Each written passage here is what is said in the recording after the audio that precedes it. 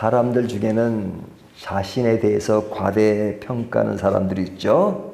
자신은 다른 사람들보다 앞서 있는 사람이다.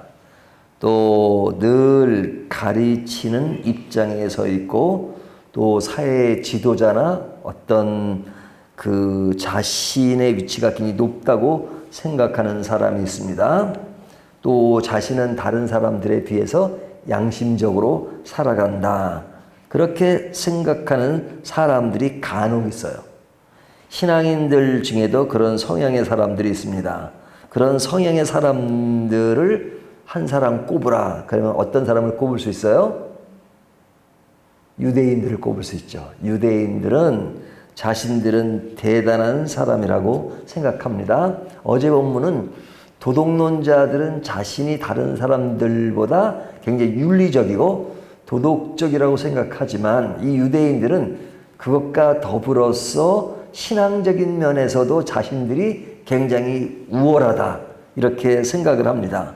그 우월하다는 그 내용을 보면 17절을 보면요. 유대인이라 불리는 내가 율법을 의지하며 하나님을 자랑하며. 자, 그들이 무엇을 자랑해요? 율법을 자랑하죠. 그러니까 자기들에게 율법이 있다는 거예요. 율법이 있을 뿐 아니라 자기 스스로는 율법을 지키는 자다. 이렇게 생각하죠.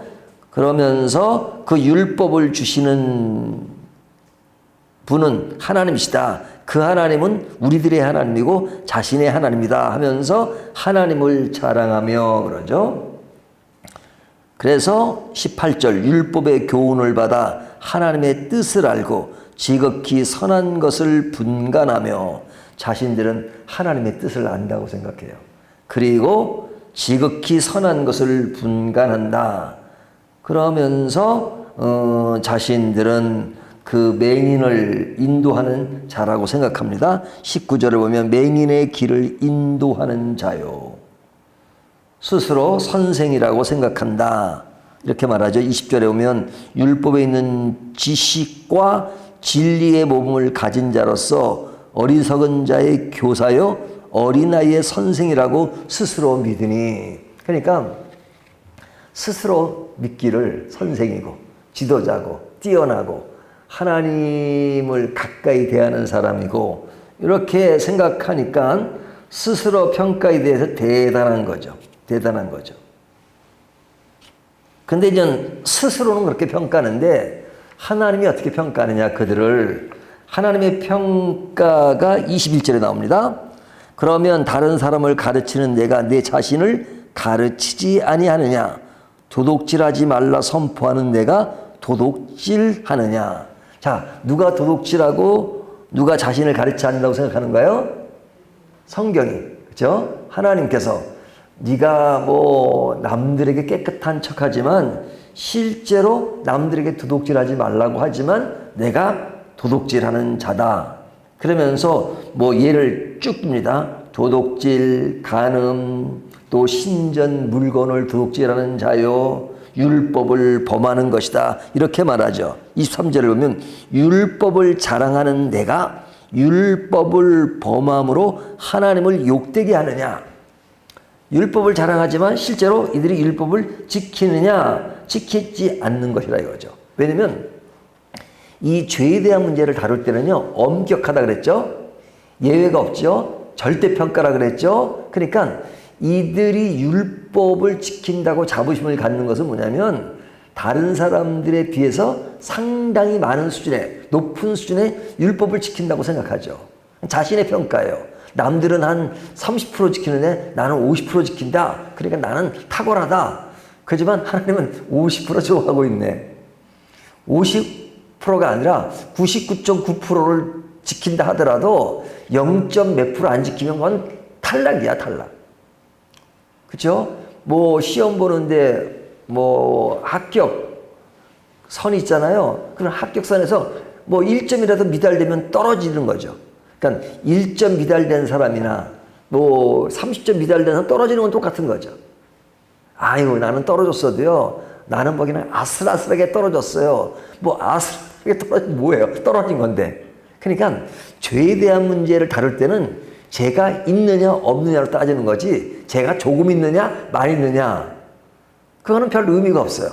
그러니까 로마서 3장 23절까지는 뭐냐? 죄가 있느냐 없느냐 따지는 겁니다. 그러니까 유대인들이 스스로 아무리 자신들은 죄가 없고 율법을 잘 지키고 하나님을 잘 믿는다고 생각하지만 엄밀히 따지면 너희 도둑질 안 해? 너희 간음 안 해? 정도의 차이라 이거죠. 그러니까 똑같다 이거죠. 똑같다. 그러니까 도리어 그렇게 말함으로써 하나님을 욕되게 하는 것이다. 이렇게 평가를 내리고 있는 겁니다.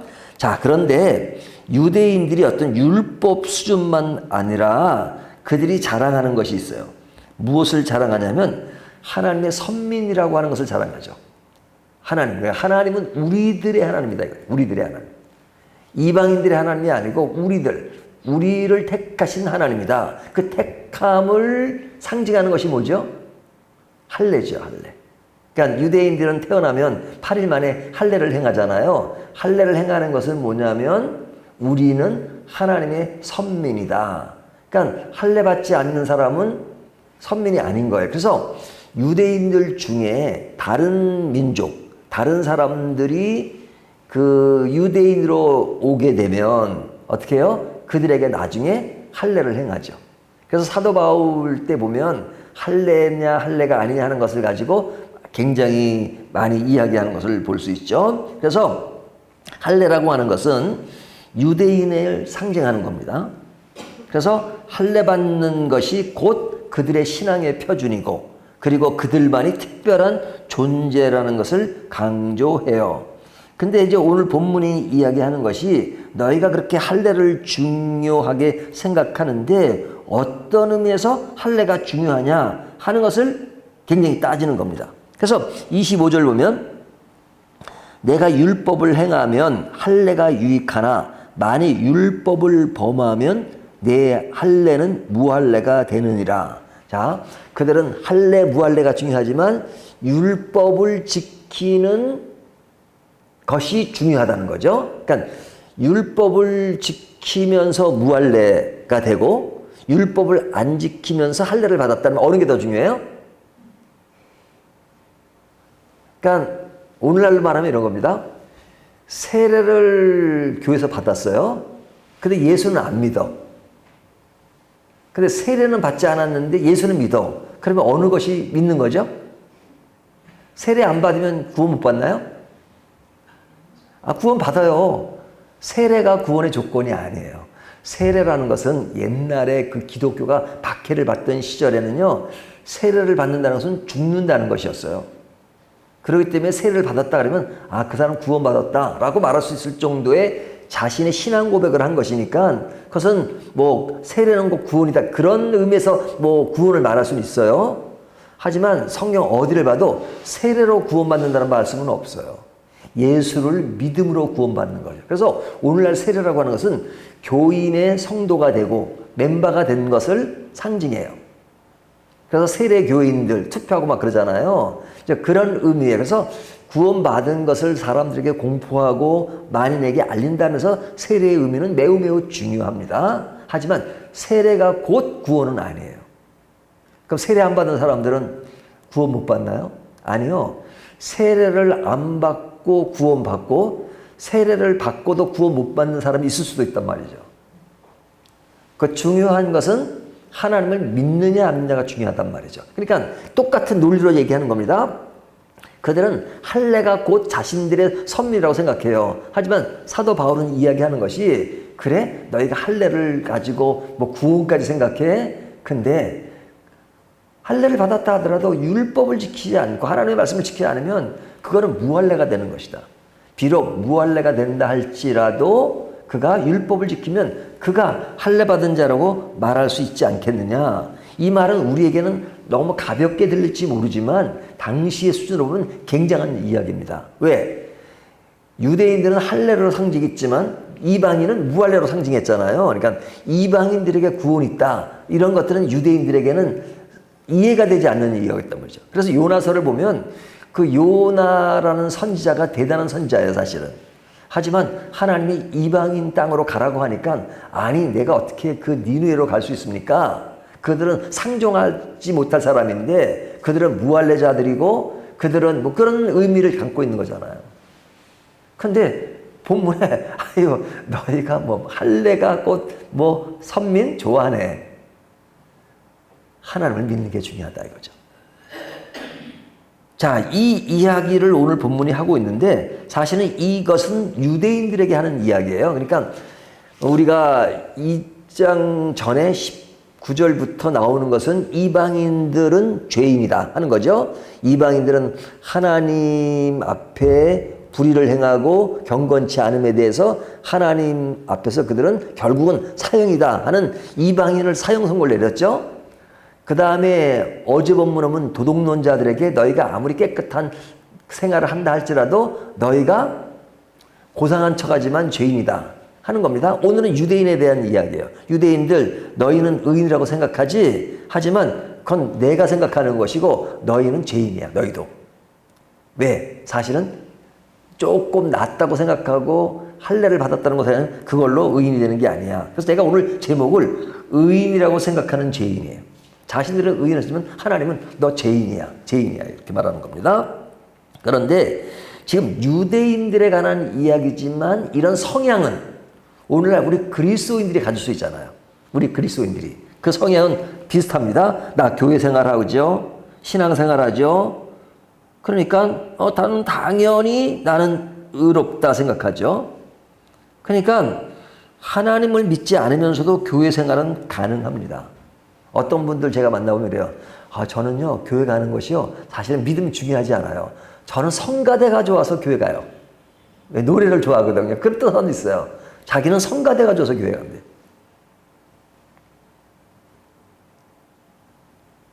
그러니까 그 어떤 종교심을 가지고 얼마든지 신앙생활을 할 수 있죠. 그 예수를 믿지 않으면서 행하는 종교생활은 있을 수가 있습니다. 어떤 사람은 세례는 받았으니 나는 이미 구원은 끝난 것이다. 아니에요. 중요한 것은 예수님을 믿는 것이에요. 그래서 오늘 본문이 제일 끝부분에서 강조하는 것이 뭐냐면 이런 표현을 써요. 표면적 유대인이 아니요. 28절입니다. 표면적 육신의 할례가 아니라 오직 이면적 유대인이며 할례는 마음에 할지니 영에 있고 율법 조문에 있지 아니한 것이라 그 칭찬이 사람에서가 아니요 다만 하나님에게니라. 굉장히 중요한 말이죠. 신앙은 누가 증명하는 거예요? 사람이 증명하는 게 아니에요. 하나님이 증명하는 겁니다.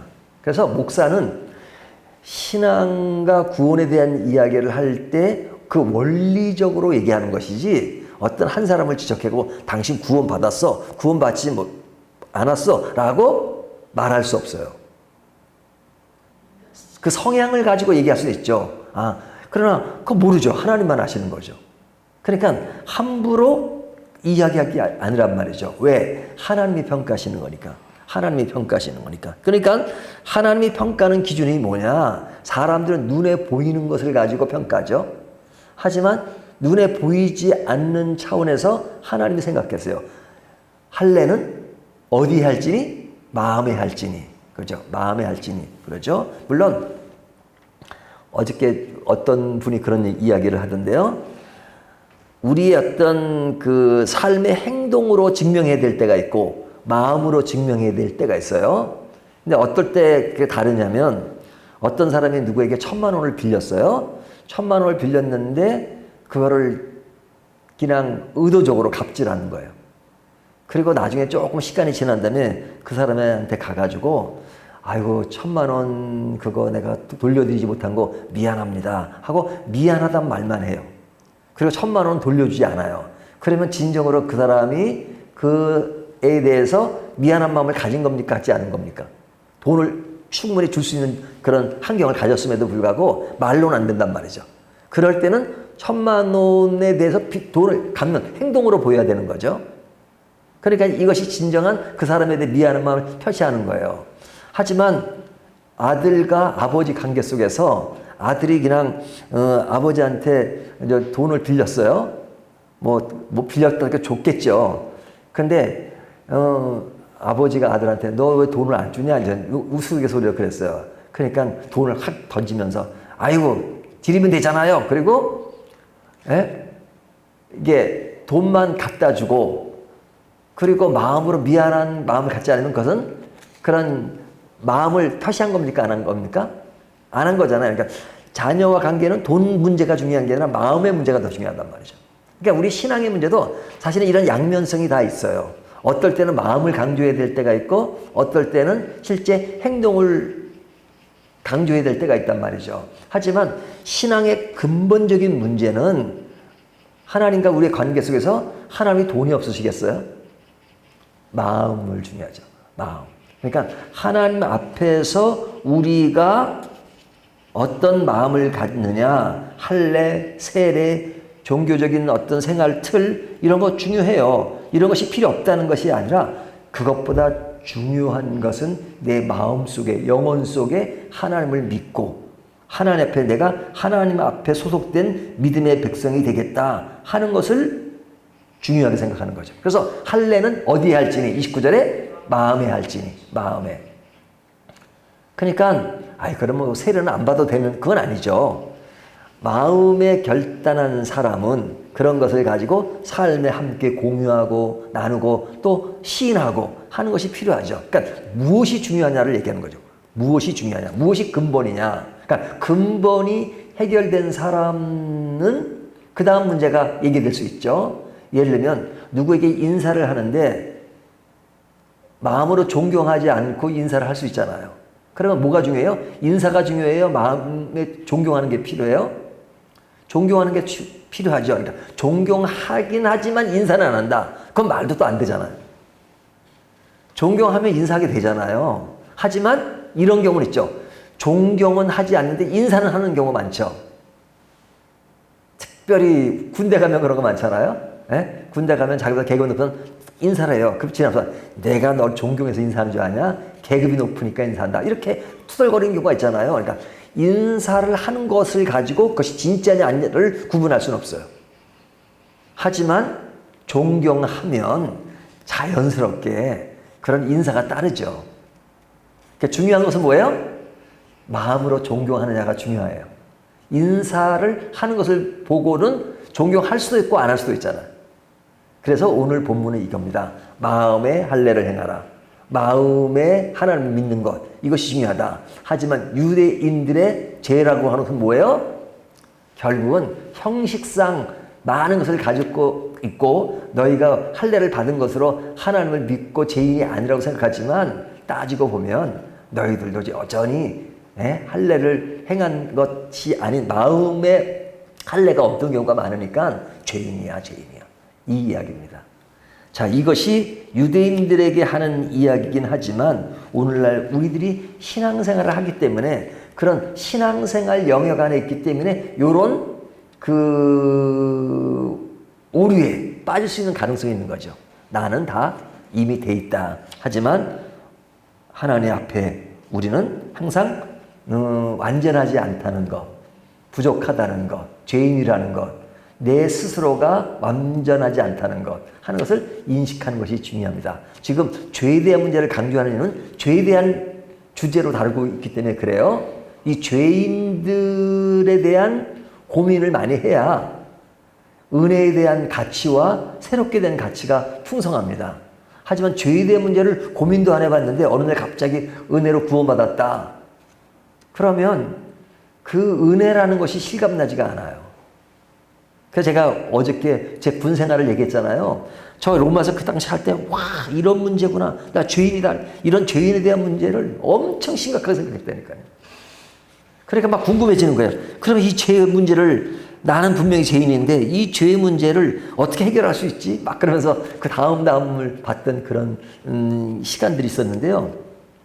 죄에 대한 문제를 우리 내일 본문까지 정말로 리얼하게 생각하는 것이 중요하죠. 자, 오늘 말씀 통해서 죄가 무엇인가, 의인이라고 생각하지만 죄인인 요소가 무엇인가 하는 것들 다시 한번 생각함으로써 우리의 구원을 더 명료하게 다시 한번 생각하는 저와 여러분이 되시기를 주님의 이름으로 축원합니다.